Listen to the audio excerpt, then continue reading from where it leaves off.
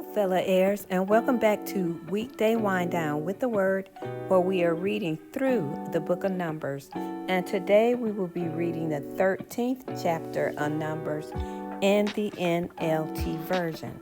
This chapter includes 12 scouts exploring Canaan, as well as the scouting report. So without further delay, let's start reading. 12 scouts explore Canaan. The Lord said to Moses, "Send out men to explore the land of Canaan, the land I am giving to the Israelites. Send one leader from each of the 12 ancestral tribes." So Moses did as the Lord commanded him. He sent out 12 men, all tribal leaders of Israel, from their camp in the wilderness of Paran.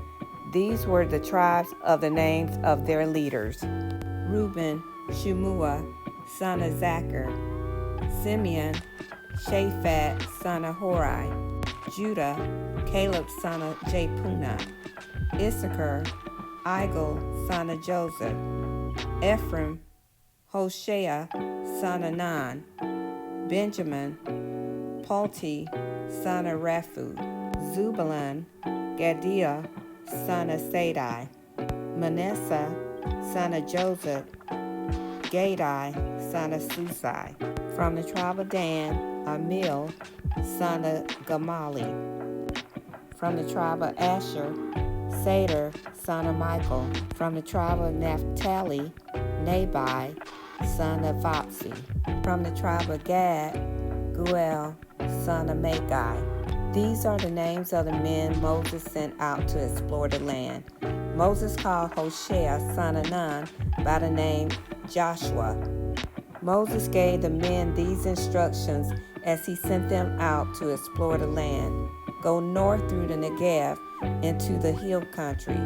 See what the land is like and find out whether the people living there are strong or weak, few or many. See what kind of land they live in. Is it good or bad?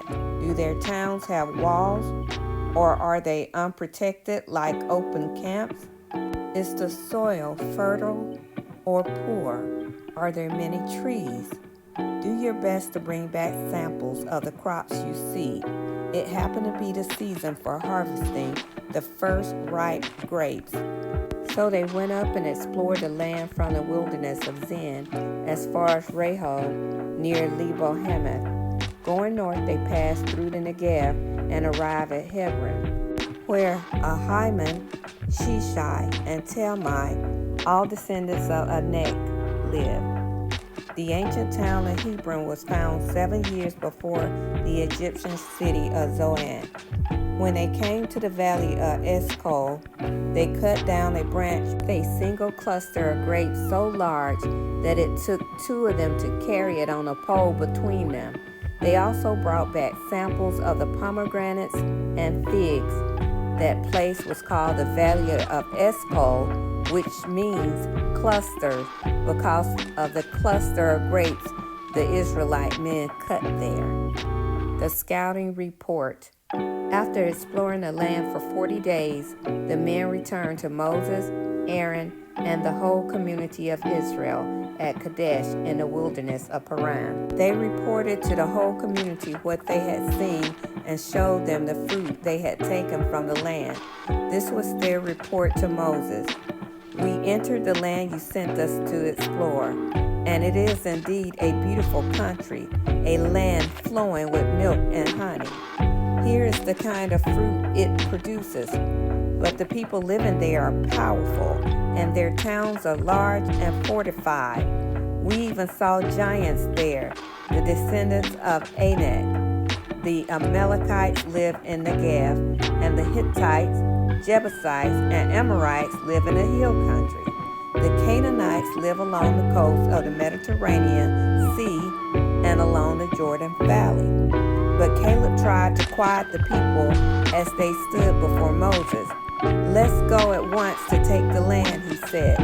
"We can certainly conquer it." But the other men who had explored the land with him disagreed. "We can't go up against them. They are stronger than we are." So they spread the bad report about the land among the Israelites. The land we travel through and explore will devour anyone who goes to live there. All the people we saw were huge.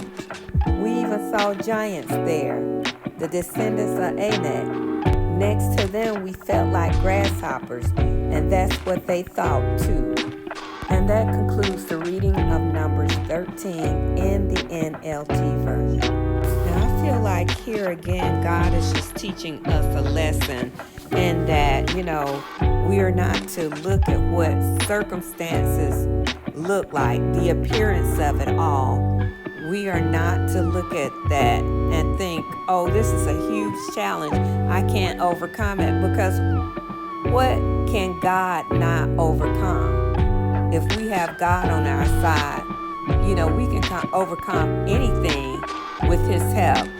So anything that He tells us to do or that He gives us to do should not be too big in our eyes when we know that we have the Lord on our side. And so I think this is just a lesson for me. I'll speak personally to say that there's nothing too big for God.